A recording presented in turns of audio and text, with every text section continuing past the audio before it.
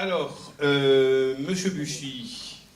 Alors, délibération numéro 2, c'est les travaux de voirie et réseaux divers, c'est le marché à procédure adaptée. Donc c'est le marché qui sert à faire les travaux tout au long de l'année de voirie et de réseaux divers. Question, remarque? Oui, Madame Battini, Monsieur Sanchez. Madame Battini. Alors moi, ce que je voulais soulever, c'est que concernant la société Eurovia nationale, nous avons vent qu'il y a une vague de licenciements qui est prévue, une importante vague de licenciements en début d'année 2015. Bon, alors aujourd'hui, on a fait le choix, la commission d'appel d'offres a fait le choix de choisir Eurovia, mais quand une société perd des marchés, c'est certainement parce qu'elle n'a pas su être à la hauteur des prestations. Donc aujourd'hui, moi je vous pose la question, je ne sais pas ce qui s'est passé à la commission d'appel d'offres, j'en fais pas partie, mais revoir des prix à la baisse, souvent, mène les entreprises à des situations périlleuses, voire des licenciements, parce qu'on n'arrive plus à faire son chiffre d'affaires, on ne gagne pas d'argent. Monsieur Sanchez, comme ça je répondrai aux deux. Oui, donc par contre moi j'étais à la commission d'appel d'offres, donc je vais aller un peu effectivement dans le sens de Madame Battini, puisque effectivement donc la société Eurovia a été retenue, qui était jugée donc la moins chère et la meilleure techniquement par la CAO. Mais moi je suis pas d'accord avec ça. Donc à cause des directives insensées de l'Union européenne que l'État, et d'ailleurs vous-même, Monsieur le maire, soutenait, la situation des emplois français dans le bâtiment est catastrophique. Selon la Fédération française du bâtiment, 25 000 emplois ont été détruits dans le BTP, 120 000 travailleurs détachés, dont un tiers dans le bâtiment l'année dernière. Donc pour en revenir à l'entreprise Eurovia, Eurovia qui a été retenue par la CAO est une filière du groupe Vinci, qui est bien connue pour employer à outrance, par intérim, des travailleurs détachés ukrainiens, portugais, polonais, payés 610 € par mois, 40 heures de travail par semaine, et même des travailleurs guinéens résidant au Portugal à 3 € de l'heure. Ces travailleurs n'ont la plupart du temps ni contrat, ni feuille de paye. Donc bien sûr, nous n'en voulons pas à ces ouvriers, en aucun cas nous en voulons à ces ouvriers, mais au fait qu'ils sont exploités avec un statut très inférieur au statut des travailleurs français. Et les ouvriers français, bien sûr, n'ont aucune chance face à une concurrence déloyale et se retrouvent au chômage. Donc merci l'Union européenne. Eurovia était également bien connu pour ses multiples condamnations pour manquement grave à la sécurité des travailleurs. Un exemple, il y a un ouvrier portugais qui est mort en 2008 en travaillant, et il est mort d'inhalation de bitume, sans protection. Donc cette entreprise donc, se cache derrière la sous-traitance pour externaliser les risques, souvent dans l'illégalité. Donc nous demandons à la CAO d'être plus vigilante dans les critères techniques de choix des entreprises, et particulièrement dans celle du bâtiment. Et nous préconisons aussi d'ajouter un critère sécurité pour le choix des entreprises, en plus des critères de prix, de compétences techniques et des délais. Ça serait, à mon avis, une bonne chose. Donc pour les raisons invoquées concernant cette entreprise qui détruit les emplois français et qui frise l'illégalité au niveau de la sécurité des ouvriers, nous voterons contre cette délibération.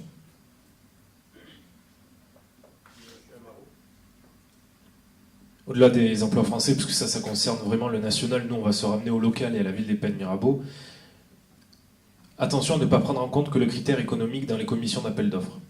Pourquoi ? Sur la commune des Pennes-Mirabeau, on a souvent choisi celui qui est le mieux disant, c'est-à-dire celui qui nous coûtera le moins cher au départ.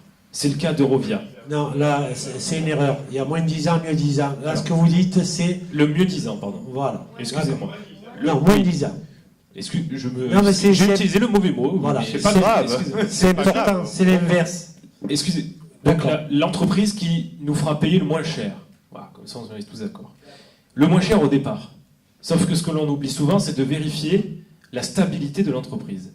Eurovia va mettre au chômage technique nationalement au mois de janvier quasiment 100% de son personnel. Pourquoi ? Parce qu'Eurovia, depuis des années, perd bon nombre de marchés sur diverses communes. Écoutez, cherchez sur Internet, vous verrez ce qui va se passer en janvier, malheureusement, chez Eurovia. Ce qui engendre quoi ? Finissez, je vais vous répondre. Ce qui engendre quoi ? C'est que depuis de nombreuses années, des projets qui nous coûtent pas très cher au départ, finalement nous incitent en conseil municipal à devoir voter des avenants avec de la réinjection de budget, devoir laisser des frais de pénalité non payés par les entreprises pour qu'au final ce soit un projet qui nous coûte X fois plus que le projet initial. Juste parce qu'on s'est affairé au coût de base.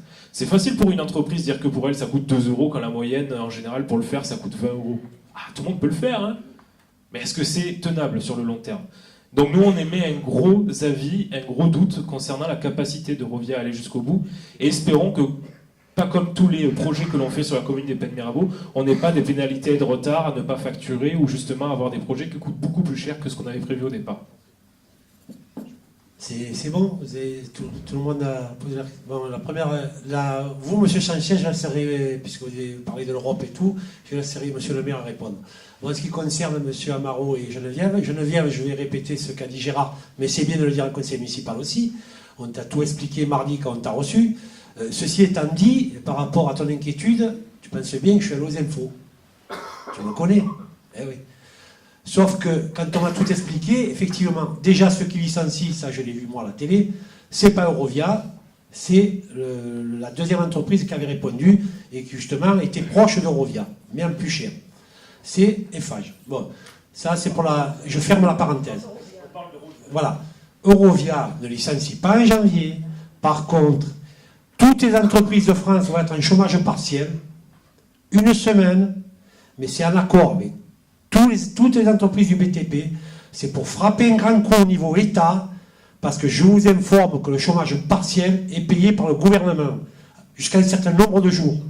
Donc ce qui fait qu'ils veulent frapper un grand coup par rapport aux diminutions des dotations de l'État aux collectivités territoriales, ce qui va les faire moins travailler. Donc ils sont inquiets pour 2015, mais pas seulement Eurovia, toutes les entreprises de la BTP. Et donc ce qui fait que toutes les entreprises se mettent une semaine en janvier en chômage, on appelle ça le chômage partiel. C'est le seul chômage qui est payé par le gouvernement. Donc ils veulent frapper un grand coup au niveau gouvernement. Ça, c'est pour la réponse. En ce qui concerne la CAO, M. Sanchez, vous faites partie de la CAO. Effectivement, vous n'avez pas voté. Ça, on vous respecte. Mais c'est vous qui en avez parlé ce soir au conseil municipal. Vous votez pour aucune marché de la CAO. Bon, c'est votre droit. Donc, je vais vous donner des explications qui concernent le moins 10 ans et le mieux 10 ans. Hein, parce qu'il y a moins 10 ans, c'est le plus bas, comme l'a rappelé à M. Amaro. Et le mieux 10 ans, c'est celui qui est un peu plus élevé, mais qui techniquement est meilleur. Là, il s'est avéré que Eurovia était le moins 10 ans et le mieux 10 ans techniquement. Donc, vous n'avez pas voté, c'est votre choix. Sauf que là, on s'est aussi attelé sur le mieux 10 ans, c'est-à-dire que techniquement, c'était Eurovia qui était près d'Eiffage, c'est vrai, pour ne pas les nommer, mais qui était le meilleur aussi en technique, à part un point uniquement, sur tous les sous-critères qu'il y avait dans la CAO. C'est un peu technique, je m'excuse, hein, messieurs les élus. Donc, ce qui fait qu'il a été choisi Eurovia, et il a été choisi Eurovia, je vous rappelle que ce n'est pas un marché sur 3 ans, mais un marché sur 1 an renouvelable. C'est-à-dire, quoi qu'il arriverait sur les inquiétudes de M. Amaro, quoi qu'il y ait tout au long de l'année, on a des ingénieurs maintenant qui contrôlent tout. Hein. Ils arrivent, et donc ils sont bien en tout cas calés sur les voiries, hein, mieux que moi certainement. Il n'y a aucun doute. Donc sachez que quand on choisit, quelle que soit l'entreprise qu'on choisit, là c'est Eurovia, j'ai rien ni pour Eurovia, ni contre. Je suis là pour gérer les deniers publics. Et pour moi, c'est le plus important. Donc, du moment qu'ils sont meilleurs en prix, et en plus, qui plus est, après négociation, ils ont encore baissé. Après, ce qui concerne les emplois des Ukrainiens, je vous rappelle quand même qu'ils font partie de l'Europe, mais enfin, des Ukrainiens et tout, je vais laisser le monsieur le maire répondre à ça. Et voilà. Moi, je vous réponds à Geneviève et à monsieur Amaro sur Eurovia. Donc, c'est sûr que, suite à ta question de mardi, je suis allé aux infos parce que ça m'inquiétait aussi. Alors que moi, j'avais entendu parler de licenciement qu'à Eiffage. Voilà. Ceci étant dit, ça va mal pour toutes les entreprises de BTP en France. Alors, c'est vrai qu'on a choisi Eurovia. C'est vrai qu'on est content du travail dans l'ensemble qu'ils nous font. Je parle sous couvert de M. Pateau, puisque, vu ma charge et mon volume de travail, c'est lui qui me supplée sur les chantiers. Donc, on est assez content de ce qu'ils font. Quand ça ne va pas, on leur fait refaire à leurs frais. Ça arrive quelquefois aussi. Vous savez que le maître d'ouvrage n'est pas content, et le maître d'ouvrage est le payeur. Donc on leur fait refaire, toujours gratuitement, et jusqu'à preuve du contraire, on n'a jamais eu de pénalité appliquée à Eurovia. Et pensez bien que les pénalités, s'ils ne respectent pas le marché, c'est obligatoire vis-à-vis de la loi et de la perception. Voilà pour les réponses techniques. Oui, je vais être extrêmement bref. Tu as dit l'essentiel. Finalement, vous nous reprochez d'avoir obtenu des prix à la baisse. Si ça avait été à la hausse, vous nous auriez reproché d'avoir obtenu des prix à la hausse. Je ne pense pas qu'on puisse nous reprocher de faire du dumping, puisque c'est le véritable terme. Concernant les couplets anti-européens de M. Sanchez, mon Dieu, on a l'habitude, c'est votre cheval de bataille. Anti-européen, anticapitaliste, ça rappelle un peu les discours de l'extrême gauche, ce qui ne m'étonne pas, les extrêmes se rejoignent. Voilà, donc on va passer au vote si vous voulez bien. Qui est pour? Qui est contre? 3 contre. Qui s'abstient? 2 abstentions. Alors, nous avons la délibération numéro 3. Alors, c'est l'avenant numéro 2 ou le numéro 3 de la menuiserie extérieure. C'est la fourniture et pose d'une porte de vantaux métallique pour création de l'accès au local de la centrale du traitement d'air. C'est le complément à l'avenant qui a été voté au précédent conseil en novembre 2014. Le montant est de 2050 € hors taxe. Des questions, des remarques? Qui est pour? Qui est contre? Qui s'abstient? 3 abstentions. La 4, le lot numéro 10 du même restaurant scolaire. Alors la 4. Et c'était accroché à la 3, excusez-moi. Je ne les connais pas par cœur, il y en avait trop aujourd'hui. Donc c'est le travaux. Alors c'est l'avenant numéro 1, le numéro 10, courant fort, courant faible. Alors là, ce qui coûte essentiellement à l'avenant, on vous a mis tout le détail des moins-values et des plus-values, je ne vais pas rentrer, puisque vous avez tous la délibération. En tout cas, le montant de l'avenant qui s'élève à 3 848,04 hors taxe, c'est essentiellement sur l'alarme anti-intrusion.